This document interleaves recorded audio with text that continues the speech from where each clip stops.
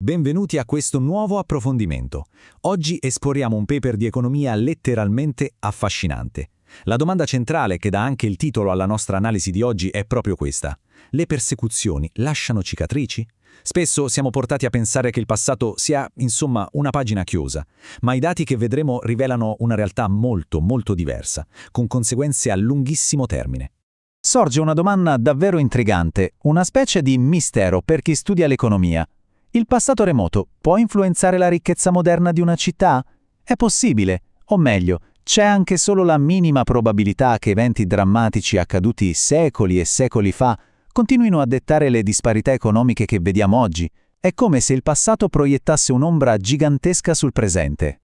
Ecco come si svilupperà la nostra indagine oggi. Seguiremo queste 5 tappe fondamentali. Primo, un mistero economico spagnolo. Secondo, il nostro sospettato principale, l'Inquisizione storica. Terzo, le prove dello sviluppo. Quarto, fiducia e istruzione mancanti. E infine, le conseguenze nel presente. Un viaggio rigoroso e basato esclusivamente sui dati. Partiamo subito. Punto primo. Un mistero economico spagnolo, indagare sui moderni divari di ricchezza. Analizzando le prestazioni economiche di oggi in varie municipalità spagnole, i ricercatori hanno notato delle differenze enormi. Differenze che, francamente, non potevano essere spiegate solo guardando la conformazione geografica. Osservando la mappa della Spagna moderna, salta subito all'occhio che certe aree sono nettamente più indietro. E questa spaccatura non riguarda solo l'economia, ma si riflette pesantemente sui livelli di istruzione e su quella che chiamiamo fiducia sociale, cioè la propensione a collaborare serenamente nella vita di tutti i giorni. Quindi, indossiamo per un attimo i panni dei detective storici. Quale meccanismo sotterraneo potrebbe mai allinearsi con una precisione così chirurgica a questi divari economici attuali? Quale fattore, rimasto nascosto tra le pieghe del tempo, è in grado di tracciare una linea così netta attraverso la geografia economica di una nazione moderna? Ed ecco che entra in scena il nostro indiziato numero 1. Punto secondo, l'Inquisizione storica. 356 anni di controllo del pensiero. Istituita nel 1478, l'Inquisizione spagnola ha agito per oltre 3 secoli. Parliamo di un apparato statale di controllo sociale e religioso incredibilmente capillare. Per capire davvero l'entità di questa macchina, i ricercatori hanno messo insieme un database colossale. Parliamo di 67.521 processi individuali, tutti minuziosamente registrati. Una mole di dati ci permette di mappare l'intensità di questa persecuzione con una precisione mai vista prima nella storia economica. Ora, analizzando la mappa dell'intensità elaborata nel paper, emerge un fatto chiarissimo. La persecuzione non è stata per niente uniforme. Assolutamente no. Le zone più scure, i veri e propri punti caldi, si concentrano in modo evidente nel sud della Spagna e in alcune parti dell'Aragona. È stata una repressione mirata, estremamente localizzata. Ma come operava in pratica questa istituzione? Non stiamo parlando di guardie ad ogni angolo di strada. Il sistema si reggeva su dinamiche psicologiche molto specifiche. Una paura mirata, l'uso costante di denunce segrete da parte degli stessi vicini di casa e punizioni pubbliche, plateali. L'obiettivo era massimizzare il terrore all'interno della comunità. Un vero e proprio incubo sociale. Andiamo al punto terzo, le prove dello sviluppo. Vediamo come si collega questa persecuzione storica al PIL moderno. Per misurare l'economia locale, i ricercatori hanno usato indicatori moderni incredibilmente precisi, come la luminosità notturna rilevata dai satelliti, per stimare il PIL locale. Osservando la distribuzione dei dati, la linea continua rappresenta le zone senza alcun impatto dell'Inquisizione, che oggi vantano i redditi più alti. Invece la linea con i triangolini, che rappresenta le municipalità con la massima intensità inquisitoria, è nettamente traslata verso sinistra. Significa che l'economia di oggi, in quelle specifiche aree, è visibilmente e indiscutibilmente inferiore.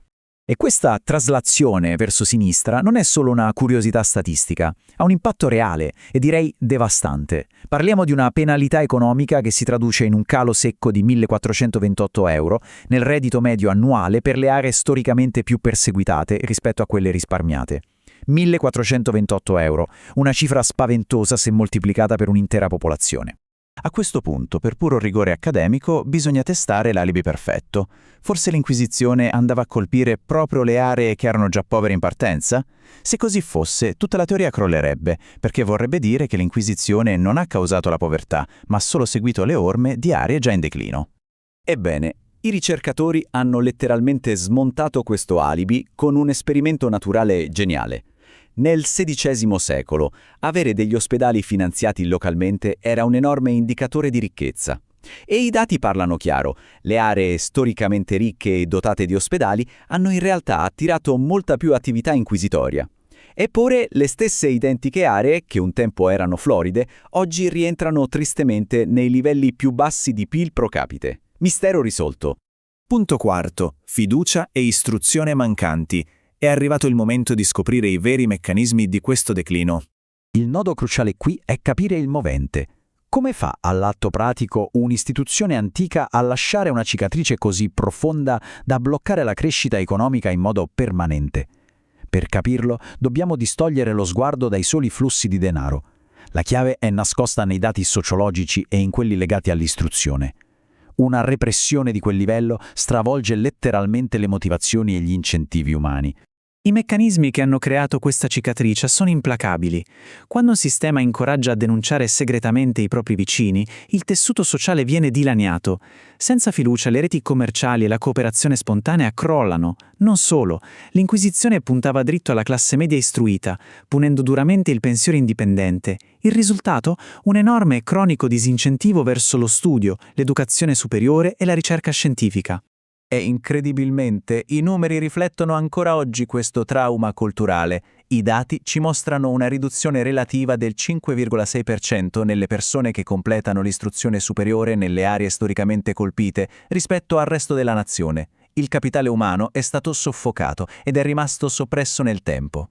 C'è una citazione nel paper che racchiude in modo perfetto questa tragedia silenziosa. Afferma: «L'Inquisizione ha gettato un'ombra su tutte le interazioni sociali, minando la forza del capitale sociale. Senza fiducia e cooperazione reciproca, per una comunità diventa quasi impossibile prosperare economicamente o risolvere problemi collettivi. È un limite enorme che si tramanda di generazione in generazione». E arriviamo così al punto quinto: le conseguenze nel presente. La lunga, inesorabile ombra della persecuzione.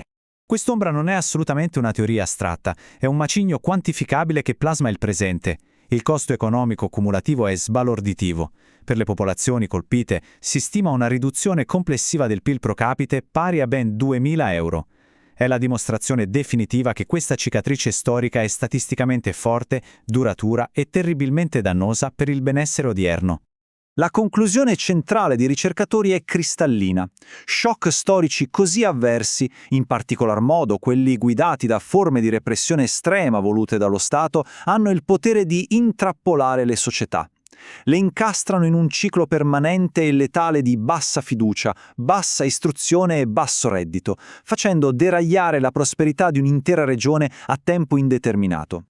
E tutto questo ci lascia con un interrogativo finale profondamente provocatorio. Se un'istituzione smantellata secoli fa riesce ancora oggi a dettare i confini della ricchezza e dello sviluppo, quali cicatrici silenziose e permanenti stanno incidendo sul nostro futuro gli attuali metodi di controllo totalitario? Una riflessione che spinge senz'altro ad approfondire i complessi e invisibili fili della nostra storia. Alla prossima esplorazione.